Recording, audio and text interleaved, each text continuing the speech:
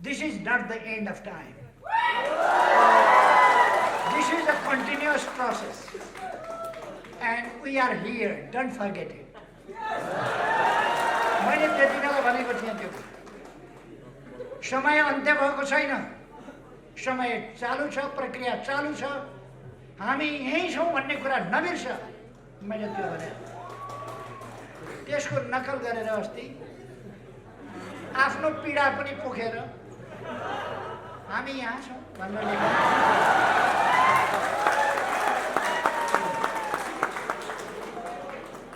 मैले ती बस्दै गर्नुहोस् भनेको थिएँ, फेरि हिँड्नु भएछ।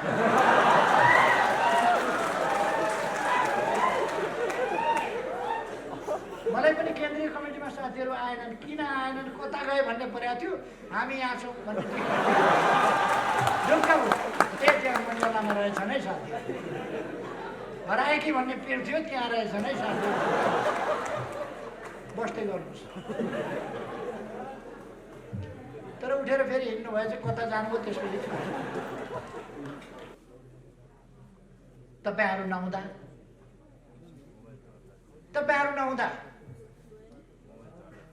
तपाईहरू शहीद भएको भए, शहीद भएर गएको भए श्रद्धाञ्जली दिनुहुन्थ्यो। तपाईँहरू शहीद त होइन। अब तपाईँहरूलाई कार्यक्रमहरूमा स्मरण गर्नुपर्ने पनि आवश्यकता छैन। खाली तपाईँहरूले जुन धुलो उडाउनुहुन्छ त्यसमा हामीले पानी छम्किनुपर्छ, त्यो धुलो पर्छ। तपाईँहरूले दुर्गन्ध फैलाउनुहुन्छ, त्यहाँ हामीले अलिकति अत्तर छर्किनुपर्छ।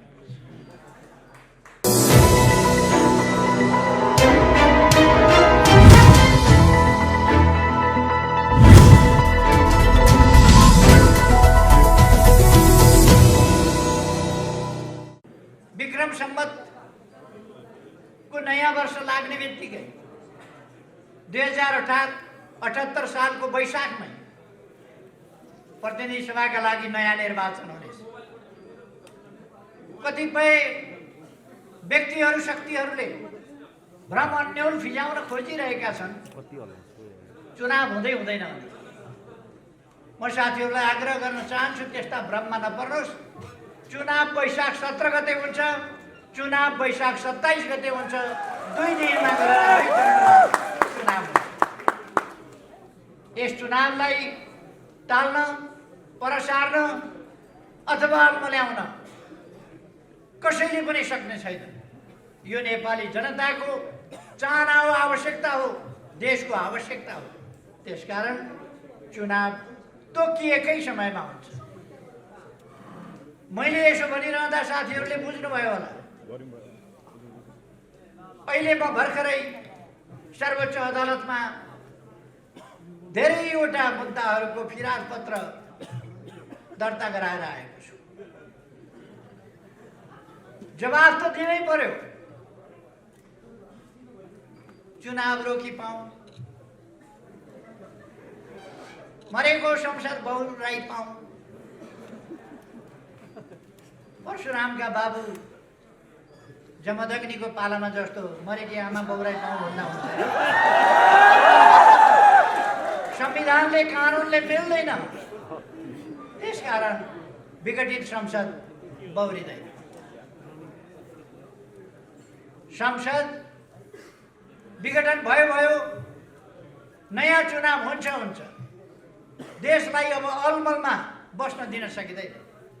तपाईहरू बुझ्नुहुन्छ, तपाईहरूले भोग्नु भएको छ, देख्नु भएको छ, खेप्नु भएको छ। आफूले गएका 3 वर्षमा अनेरा सोभियु जस्तो गतिशील संगठन, आन्दोलनको मैदानमा जन्मिएको संगठन, आन्दोलनको मैदानमा हुर्किएको संगठन, आन्दोलन अगाडि बढाएर आएको संगठन, त्यस्तो संगठन गएको 3 वर्ष छ कि छैन जस्तो। अनेरा सोभियु यस्तो गतिशील संगठन आज यहाँ तपाईहरू यसरी भेला हुनुभएको छ। बितेका 3 वर्षमा तपाईहरू यसरी भेला हुन सक्नुभएको थियो?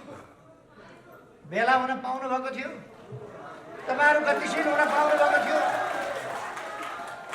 तपाईहरूले देशलाई अगाडितिर धकेल्न, देशको रथ अगाडितिर तान्न तपाईहरूले पाउनु भएको थिएन। तपाईहरूलाई रोकिएको थियो, अल्मल्याइएको थियो। तर अब तपाईहरू देशको रथ अगाडितिर तान्न कसिएर अगाडि बढ्नु भएको छ। म तपाईहरुलाई धन्यवाद भन्न चाहन्छु। यो प्रसंग मैले किन भनेको, अनेरा सोभियु जस्तो संगठन त शिथिल भयो भने युवा विद्यार्थीहरूको यस्तो गतिशील संगठन संघर्षको मैदानमा जन्मिएको निरङ्कुश राजतन्त्र तानाशाही पञ्चायती व्यवस्था भएका बेला जन्मिएर ठुला ठुला आन्दोलनहरू गरेर गणतन्त्र ल्याएर पञ्चायत फालेर संघीय लोकतान्त्रिक गणतन्त्रसम्म देशलाई पुर्याउने संविधान बनाउने कुरादेखि लिएर अनेक अभियानहरू सञ्चालन गरेर आएको संगठन। यो संगठनका 3 वर्षहरू जनतालाई सचेत बनाउने काममा सदुपयोग हुन पाएनन्, जनतालाई संगठित गर्ने काममा सदुपयोग हुन पाएनन्। अघि भर्खर ऐन महर्जीले भन्नुभयो हामी अब 10 लाख सदस्यता बनाउँछौँ छिटै र अगाडि बढ्छौँ भनेर। त्यो क्षमता त्यो दम अनेरा सोभियुमा छ, तर त्यसलाई गतिरोध गरिएको थियो, रोकिएको थियो। अब रोकेको बाँध भत्कियो, बाँध भत्किएर अब अनेरा सोभियु अगाडि बढ्दैछ। गतिरोधका लक्षणहरू अब प्रकट हुन पाउँदैन।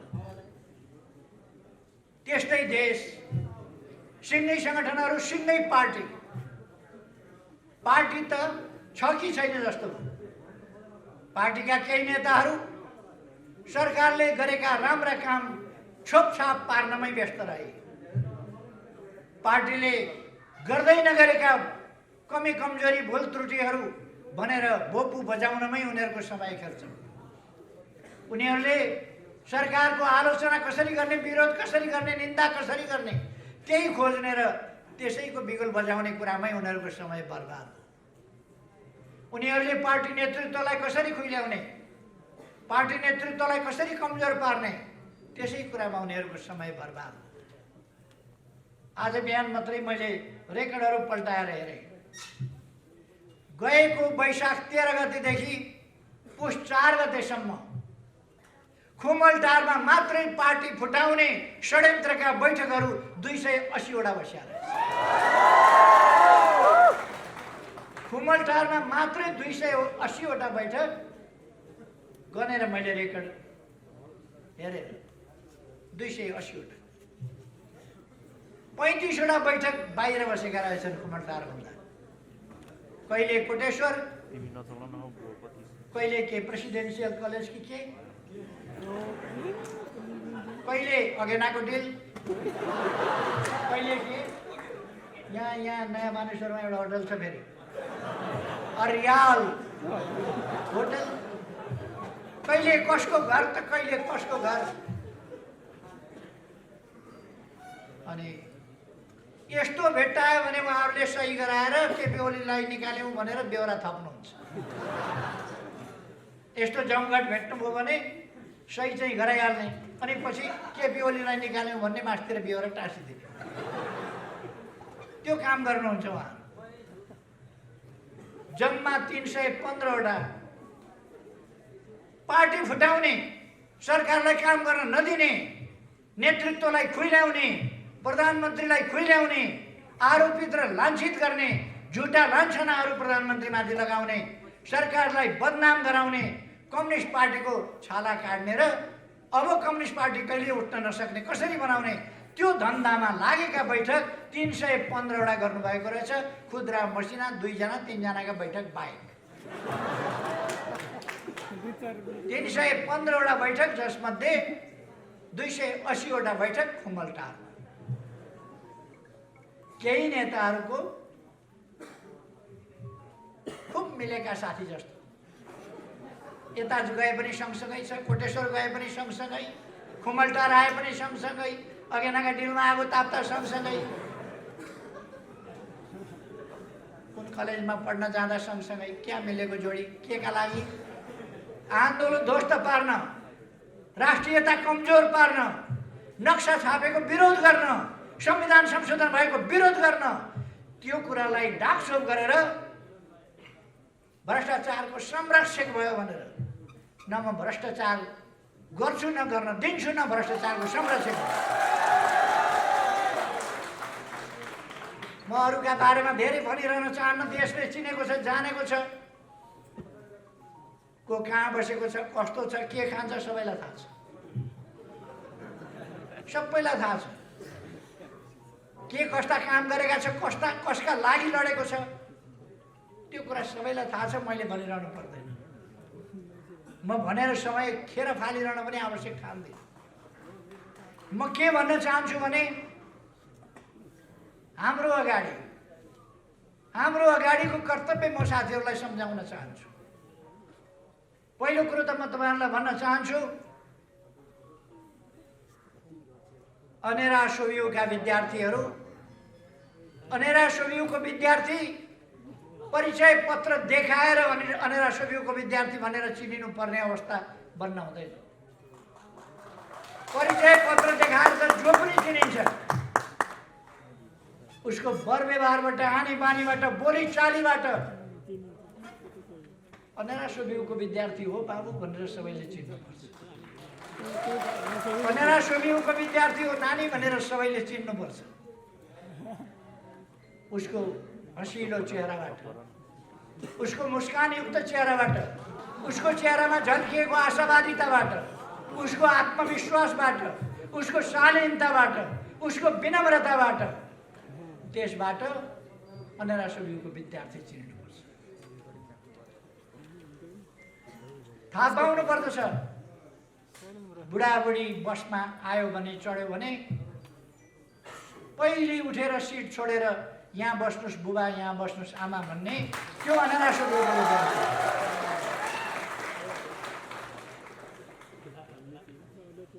अनेरा सोभियूको विद्यार्थी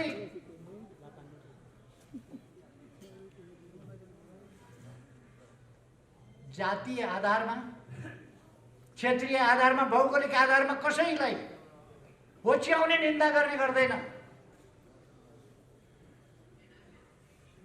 तपाईहरुले सुन्नुभएको छ, मरेपछि के राजा, मरेपछि के राजा। जातीय आधारमा त्यसरी हेप्नु, होच्याउनु भनेको शोभा दिने कुरा हुन्छ। अनेरा सोभियूले त्यस्तो गर्दैन, त्यस्तो सिक्दैन, त्यस्तो अभ्यास गर्दैन, जातीय भेदभाव गर्दैन। अनेरा सोभियूले सबैलाई समान देख्छ। मानव जातिको महत्ता, गरिमा, त्यसलाई सम्मान गर्छ, कदर गर्छ। एउटा नेताले चर्को भाषण गरेछ अनि केपी ओलीले महिलाको किडनी लाएर दिमागै बिग्रियो। महिलाको किडनी लगाउँदा दिमाग बिग्रियो भने महिलाबाट जन्मिएको त्यो मान्छे पहिले नै देखियो। म त्यतापट्टि जान चाहन्छु। महिला माथिको कत्रो अपमान हो। महिलाको त किडनी मात्रै लगायो भने पनि मान्छे पागल हुन्छ। त्यो दिन बेलुका तिनलाई श्रीमतीले कसरी खाना दिइन् होला?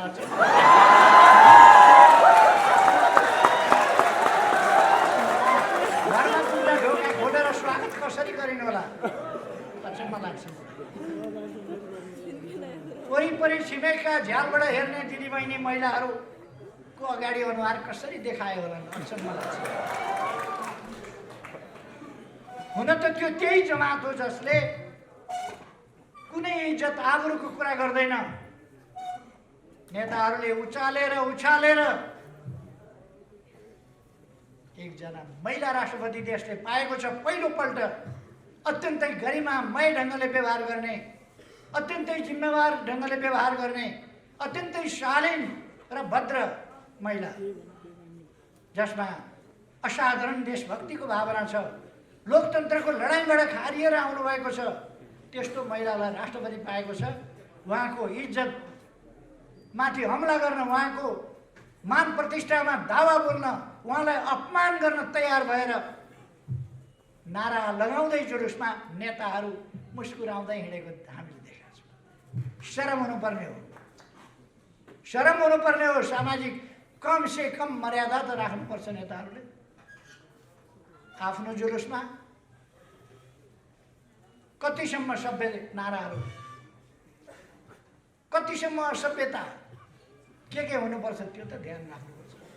म त्यतापट्टि जान चाहन्न। त्यो उनीहरूको संस्कृति हो, उनीहरूको सभ्यता हो, उनीहरूको संस्कार हो, त्यो त्यसतिर म जान चाहन्न।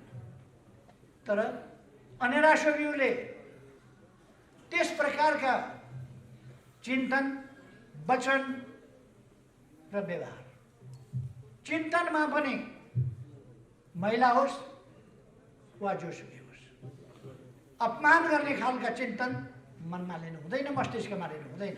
अनेरासोभिउले कुनै पनि आधारमा कसैलाई हेप्ने, होच्याउने, अपमान गर्ने त्यो खालका सोचहरू अनेरासोभिउले लिनु हुँदैन।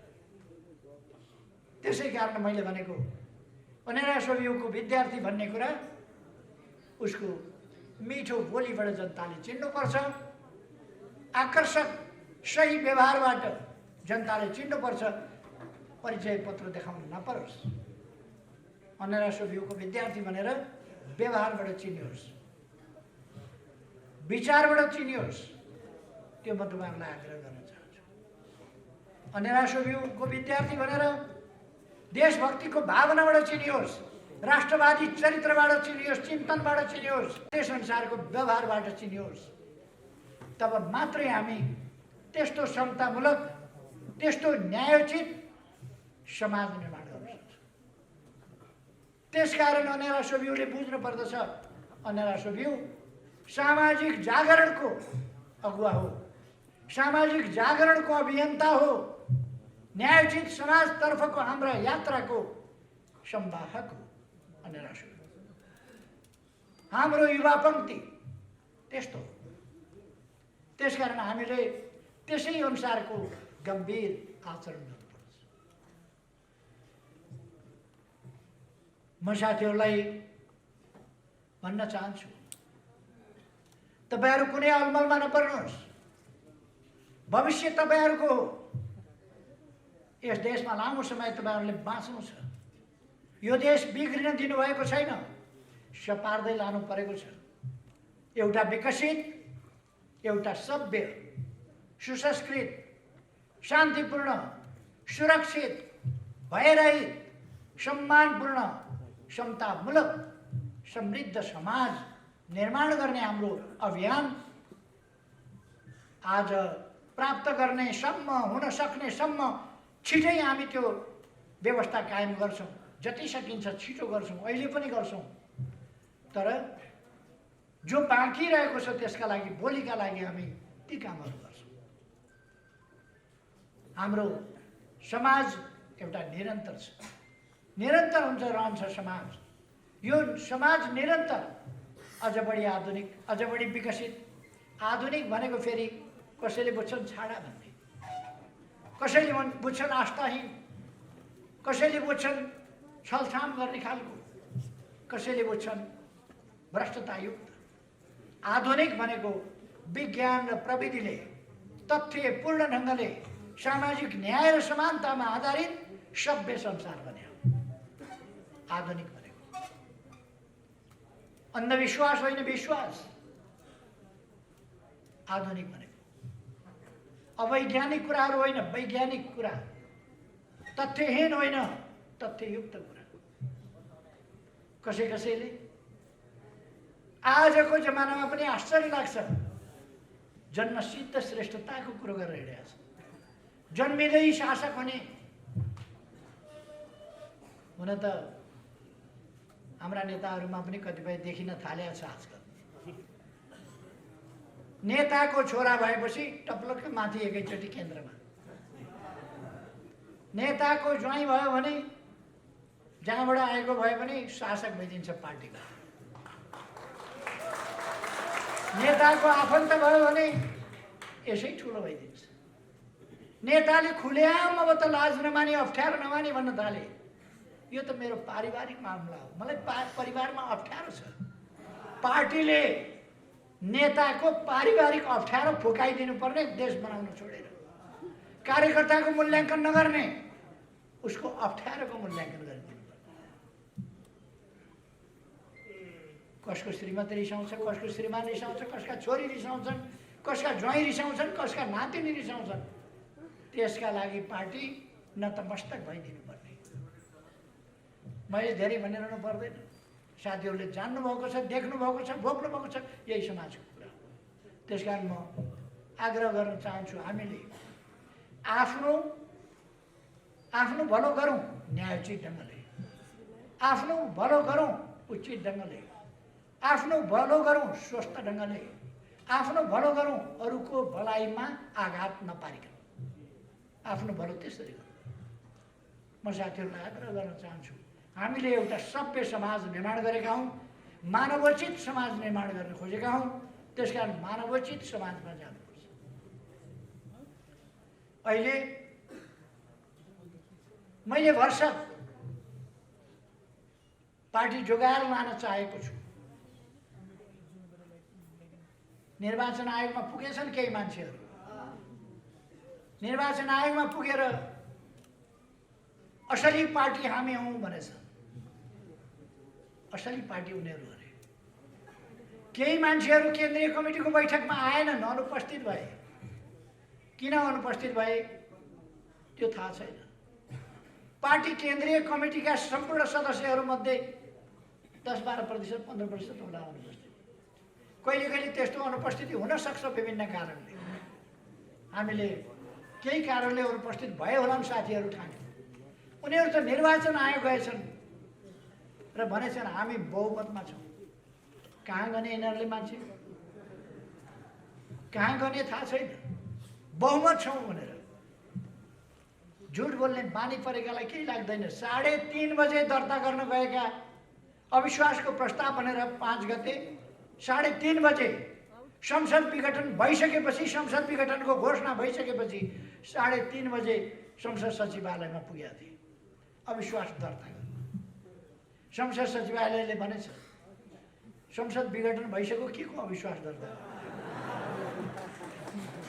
तैपनि मानेनन्। संसद सचिवालयले भन्यो ढिलो भयो, पहिले नै गरे भए हुन्थ्यो। सभामुखले लेखे यो त बिहान 10:30 बजे 10:40 बजे कति बजे नै म कहाँ आएको थियो। सभामुख कहाँ कानुनले जाने नै होइन र सभामुख अचम्म लाग्यो। आफ्नै संसदको यो हकीकत भन्नु पर्दा अप्ठ्यारो पनि लाग्छ, लाज पनि लाग्छ। सभामुख जस्तो मान्छेले 3:30 बजे लगेको निवेदन 10:30 बजे नै ल्याएको थियो भनेर कृत्य साक्षी बस्छ। सभामुख जस्तो मान्छे कृत्य कामको साक्षी बस्नु कहाँसम्म लज्जाजनक, कहाँसम्म संसदीय प्रणालीको तमासा, कहाँसम्म त्यसको हुर्मत लिने काम हो, तपाईहरु बुझ्न सक्नुहुन्छ। यता मलाई धेरै जानु छैन, उहाँहरूको झुट बोल्ने बानी हो। प्रमाण छ निर्वाचन आयोगमा उहाँहरूले कति 10:30 कि 10:40 मा दर्ता गरेका छौँ भनेर निर्वाचन आयोगमा उहाँहरूले निवेदन दिनुभएको रहेछ।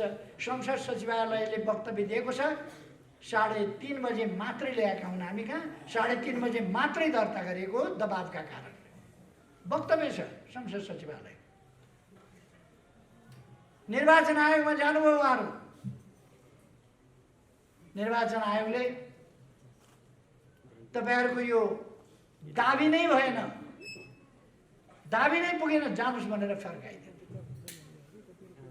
उहाँहरूले हल्ला चलाउनु भयो, जोडदारले कराउनु भयो, सकेसम्म सबै मिलेर कराउनु भयो।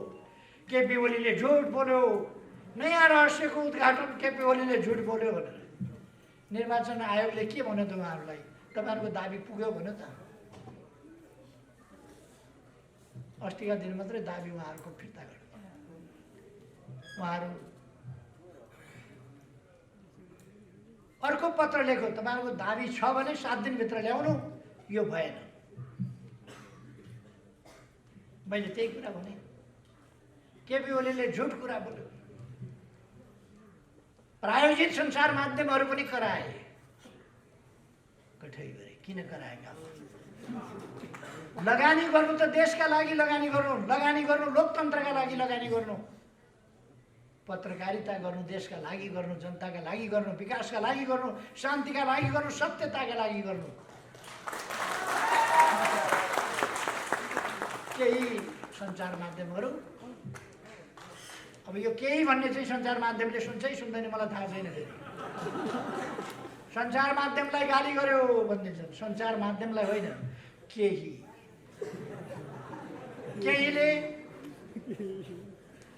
केहीले त किन कसम खाएको यो देश बन्छ भनेर किन आत्तिएका हुन् मलाई छक्क लाग्छ। हामी देश बनाएर छोड्छौँ, किन टाउको दुख्यो, किन आत्तिनु पर्यो? देश बनाएर छोड्छौँ। यो देश भत्किन बिग्रिन दिँदैनौँ, यो देश टुक्रिन दिँदैनौँ। यो देशको वास्तविक भूमि सामेल गर्न हामीले नक्सा छापेका छौँ, हामीले संविधान संशोधन गरेका छौँ। नक्सा छापिए अनुसारको भूमि हामी फिर्ता ल्याउँछौँ हाम्रो बोकचलनमा। किन पिर गर्नुभएको? यस कुरामा किन पिर गर्नुभएको? यसको जस धरारा केपी ओलीले बनाएको होइन भने जस्तै जस नदिनुहोस् न केपी ओलीलाई। जमिन फिर्ता आउँदा त देशको फाइदा हुन्छ नि। जस चाहिएन केपी ओलीलाई। धरारा मैले बनाएको होइन, रानी पोखरी मैले बनाएको होइन, बाटा मैले बनाएको होइन, मलाई चाहिएन। मेरो पालामा मेरो नेतृत्वमा बने हो, मैले बनाएको होइन, मलाई चाहिएन जस। तर बने त भन्नुहोस् कमसेकम। 22औं तलाबाट फोटो खिचेको मैले होइन, 22औं तला त धरारा बनेछ त, जहाँ पत्रकार चढेर फोटो खिच्नु। कसैलाई पिर परेछ, कसैले भनिदिएछ केपी ओलीको पालोमा। केपी ओली प्रधानमन्त्री हुँदा भत्किएको धरारा फेरि उठ्यो। केपी ओलीले बनाएको होइन कि भीमसेन थापाले बनाएको हो कि इन्जिनियरले बनाएको हो? आज बनाएको कुरा गर्ने भने इन्जिनियरले उठ्यो हो भने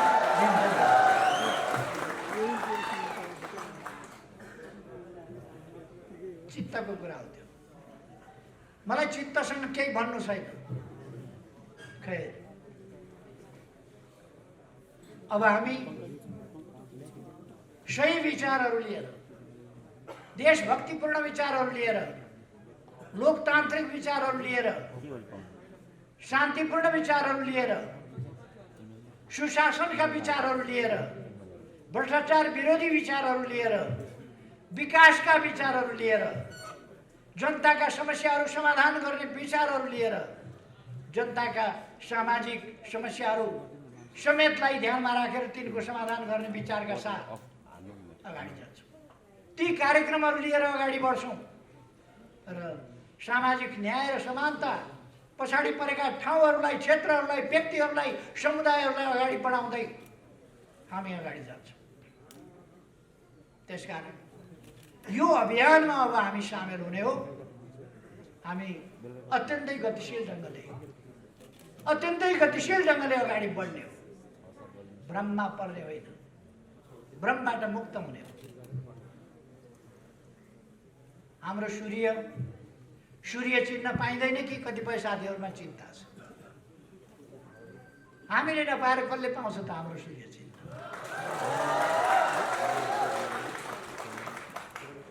कोही पार्टीका मिटिङ छोडेर अनि यही कार्की ब्याङ्केटमा आएर हामी बहुमतमा छौँ भनेर पार्टीका मिटिङमा उहाँहरूलाई आउन फेरि पनि म आग्रह गर्न चाहन्छु। आउनुहोस् पार्टीका मिटिङमा। तपाईँहरूले गरेका अपराधहरू क्षमा गरिदिउँला।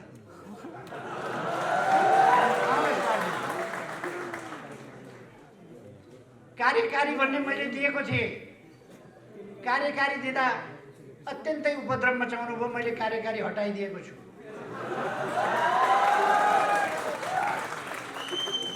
अध्यक्षको पद अहिले पनि कायमै राखेको छ, आउनुहोस्।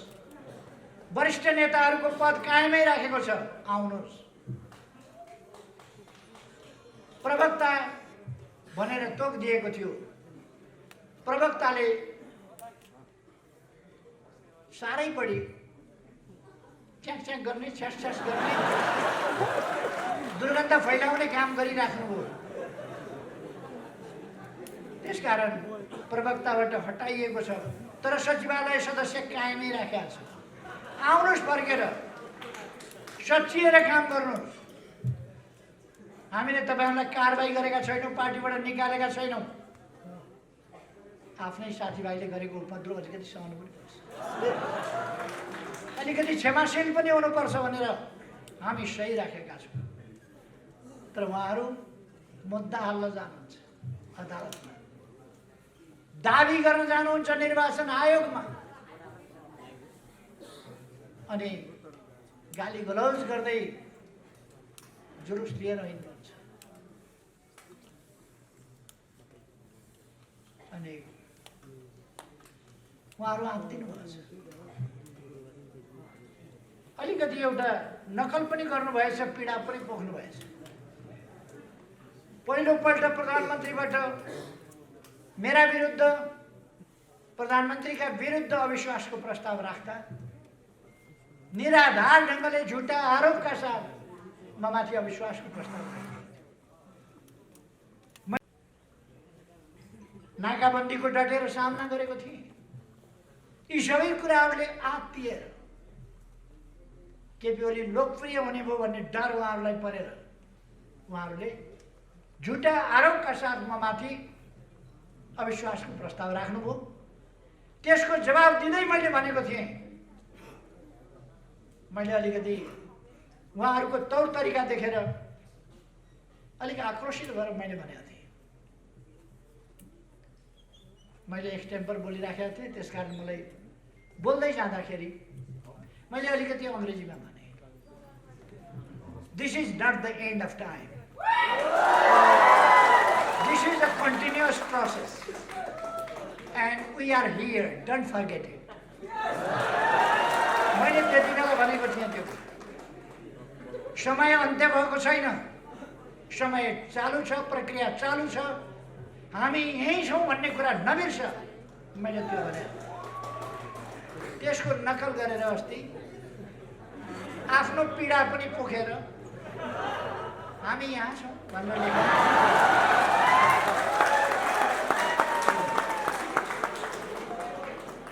मैले ती बस्दै गर्नुहोस् भनेको थिएँ, फेरि हिँड्नु भएछ।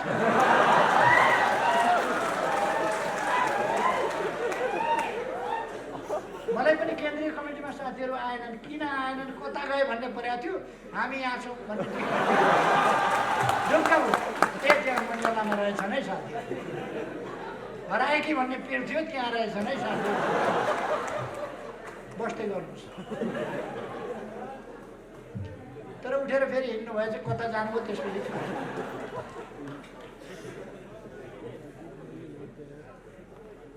एकजनाले सुगा पालेछ अनि सुगालाई रमाऊ रमाऊ खुसी हो, रमाऊ रमाऊ खुसी हो भन्न सिकाएछ। सकारात्मक सोच हुनुपर्छ भन्ने छ नि आजकल, हो त्यही लाइनमा उसले कति गोपी कृष्ण कहो सिकाउने भनेर रमाऊ रमाऊ खुसी हो, रमाऊ रमाऊ खुसी हो भन्ने। एकजना कोही मर्यो, सुगालाई के मतलब, उसले रमाऊ रमाऊ खुसी हो, सुगाले त्यही बोल्ने। कुन प्रसङ्गमा मैले हामी यहाँ छौँ नबिर्स, फेरि फर्केर आउँछौँ भनेका थियौँ। हामी फेरि फर्केर आउँछौँ, त्यसको नकल गरेको मण्डलामा हामी यहाँ छौँ। दुनियाँलाई थाहा भयो आजकल उहाँहरू मण्डलामा आउनु, सबैलाई थाहा भयो मण्डलामा आउनु। मण्डलामा किन बस्नुहुन्छ? यत्रो महान पार्टी छ, अनि रसोयुका थोरै नेताहरू भेला हुँदा यत्रो सभा छ, मण्डलामा किन जानु पर्यो? मरेकालाई उपियाले छोडे जस्तो तपाईँहरूलाई कार्यकर्ताले छोड्ने छन्। हामी यहाँ छौँ होइन, म यहाँ छु भनेर लेख्नु पर्ने छ तपाईँहरू। हामी भन्ने शब्द हराएर म यहाँ छु। किन त्यो नौबत, किन त्यो अवस्थामा पुग्नुहुन्छ? आउनुहोस्, पार्टीमा आउनुहोस्, हामी फेरि यहीँ छौँ भनेर लेख्नुहोस्। हामी फेरि यहीँ आइपुग्यौँ।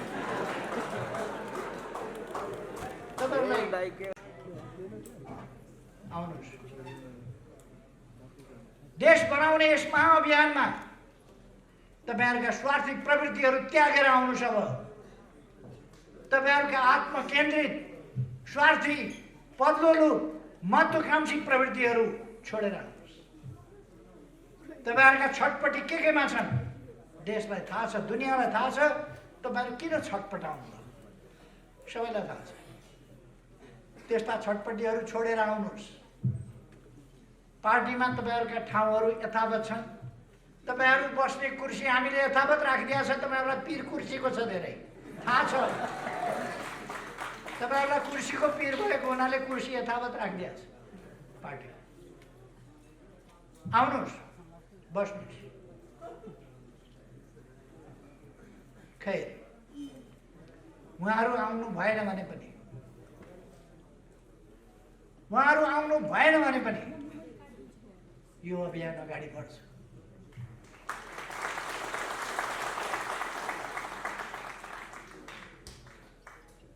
मैले अस्ति पनि यही ठाउँमा सायद भनेको थिएँ। जीवन शर्माले एउटा गीत गाउनु भएको छ। गीतको एक लाइन यस्तो छ, पिलो निचोरिँदैमा ओजन घटेको हुन्न। 2-4वटा पिलो निचोरिएर बाहिर निस्कियो खिल भने पनि शरीरको ओजन घट्या हुन्न, त्यसले नोक्सान पारे हुन्न। अझ मजबुत भएर पीडा रहित भएर अगाडि बढ्छ आन्दोलन।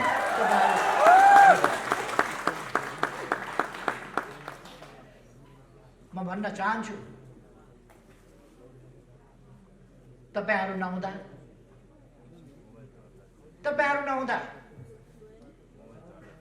तपाईहरु शहीद भएको भए, शहीद भएर गएको भए श्रद्धाञ्जली दिनुहुन्थ्यो। तपाईहरु शहीद त होइन। अब तपाईहरुलाई कार्यक्रमहरुमा स्मरण गर्नुपर्ने पनि आवश्यकता छैन। खाली तपाईहरुले जुन धुलो उडाउनुहुन्छ त्यसमा हामीले पानी छम्किनु पर्छ। त्यो धुलो बस्छ।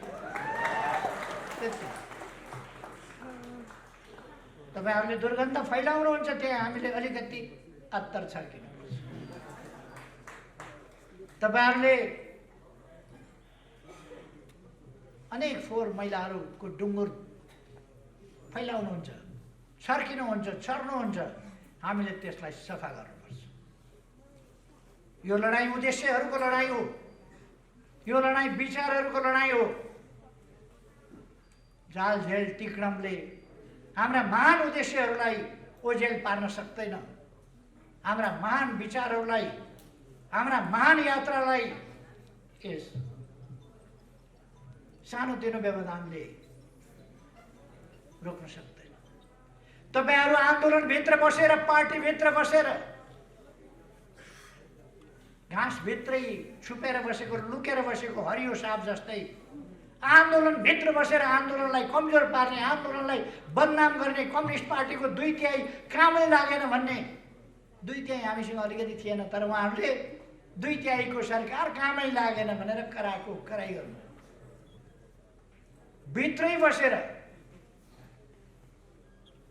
बसेर देशको समय बर्बाद गर्ने स्थिति ल्याउनु भयो। त्यसकारण संसद भङ्ग गर्नु पर्यो। अब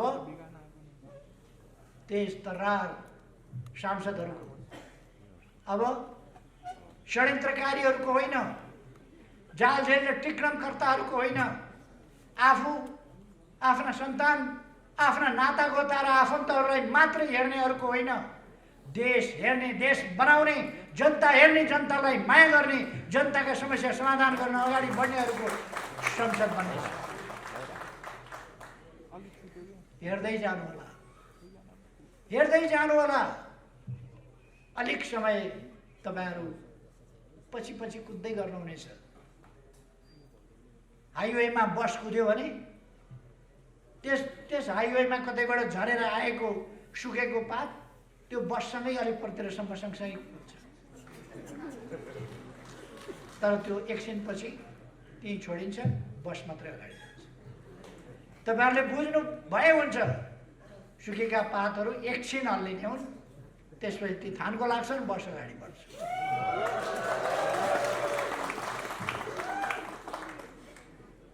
तपाईहरु अब सदस्यता विस्तारमा आफ्नो योजना अनुसार तपाईहरुको केन्द्रीय कमिटीको बैठक सम्पन्न भएको मैले थाहा पाएको छु। तपाईहरुले आगामी दिनका आशावादी र सकारात्मक योजनाहरू, ठोस योजनाहरू निर्माण गरेको मैले थाहा पाएको छु। योजनाबद्ध